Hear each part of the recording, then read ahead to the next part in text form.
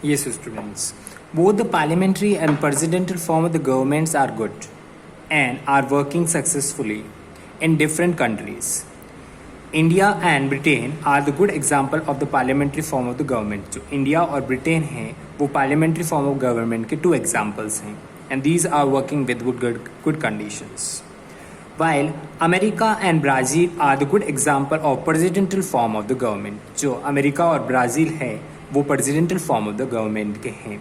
तो पार्लियामेंट्री के कौन थे? इंडिया और ब्रिटेन. और प्रेसिडेंटल के कौन हैं? अमेरिका और ब्राज़ील. ये एग्जांपल्स आपको लर्न करने हैं और होने चाहिए. उसके बाद में यूनिटरी और federal system of the power. Student देखिए, unitary government function at the one tier and that is all the power are centralized in the single union government.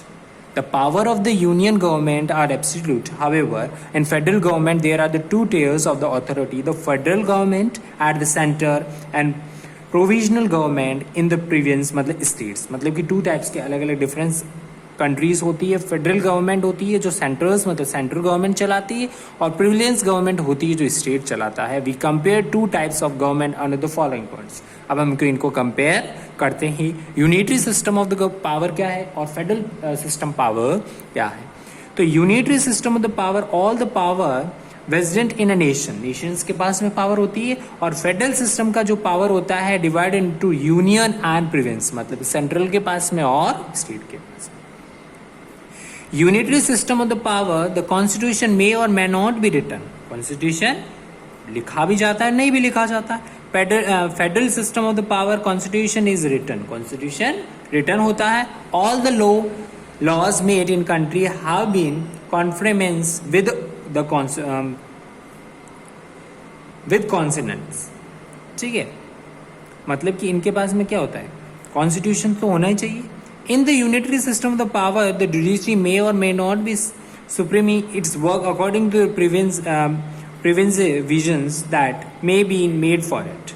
The judiciary is supreme in federal system of the power in practice. The laws made by the federal and the provisional government. It also still any dispute arising between the federal and provincial between among the provinces. Okay, student, हमने difference क्या देखा इसके अंदर? हमको unitary system और federal system के अंदर difference क्या इसके अंदर? तो जिसके अंदर यूनिटरी के अंदर तो कॉन्स्टिट्यूशन इज मे और may not be written, but federal government के अंदर constitution should be written.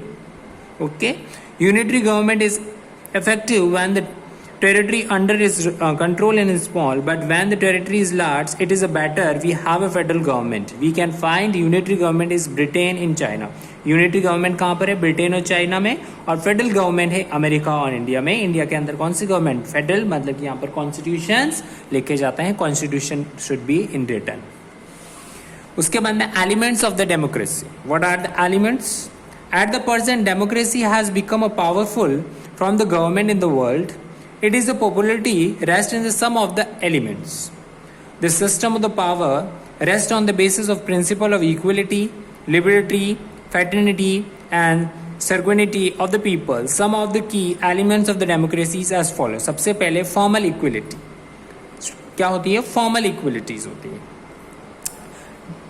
Democracy does not discriminate between the people on any ground such as religion, caste, community, race, sex, age and region. मतलब कि जो democracy है does not discriminate between any of the people. Discriminate नहीं करती, भेदभाव किसी के अंदर नहीं करती है. सच एज रिलीजन हुआ, कास्ट हुआ, कम्युनिटी हुआ, उसका रिलीजन हुआ, एज क्या है.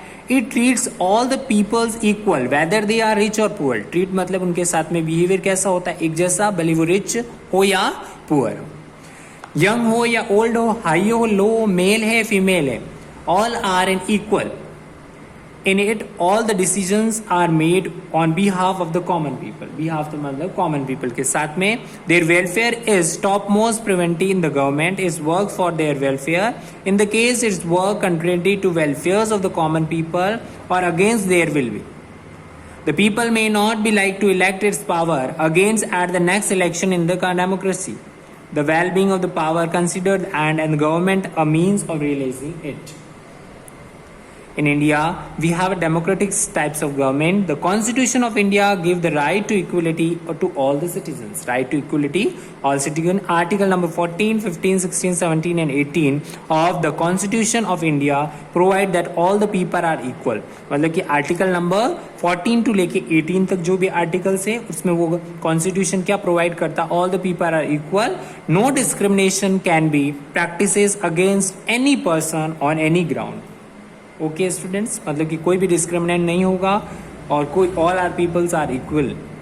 It is prohibited all type of untouchability and titles other military and academics. Okay students, मतलब कोई भी इसके ऊपर प्रोहिबिटेड है all the untouchables and titles. The 6 fundamental rights given to constitutions by India: right to equality, right to freedom, right against exploitation, right to freedom of religion, culture and educational right and constitution remedies. ये 6 जो rights हैं वो India ने दिए हैं, India constitutions में written है. उसके बाद में preamble to the constitution of India secure justice, liberty, equality and fraternity to all the citizens of India. ये हमारा प्रीमेबल है, संविधान है हमारा, कॉन्स्टिट्यूशंस कह सकते हैं हम इसको. और स्टूडेंट्स आपको ये ट्रू फॉल्स फाइंड आउट करने हैं और बुक में टिक करने हैं और राइट डाउन करने हैं और ये चैप्टर आपको वापस रीड करना है. नेक्स्ट वीडियो के अंदर हम इसके क्वेश्चन आंसर्स और ये चैप्टर कंप्लीट करेंगे. Okay student, thank you.